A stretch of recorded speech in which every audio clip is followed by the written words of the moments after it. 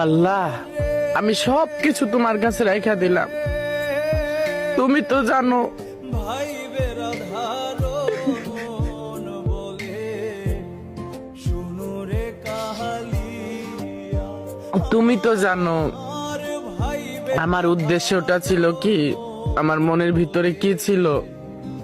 আমার মনের ভিতরে তো কোনো খারাপ কোনো উদ্দেশ্য ছিল না। আমার এখানে এরকম সব দিক দিয়ে নৈরাশ করলা। আমি হাজার পাপিষ্ট হয়ে আমি তো তোমার বান্দা ছিলাম। তুমি তো চাইলে পারতা আমার একটু সুখ দিতে। আমি তো আর কিছুই চাই নাই। তুমি ধীরে ধীরে ধীরে ধীরে ধীরে ধীরে আমার কাছ থেকে সবকিছু কেড়ে নিলা, সবকিছু দিয়েও কেড়ে নিলা।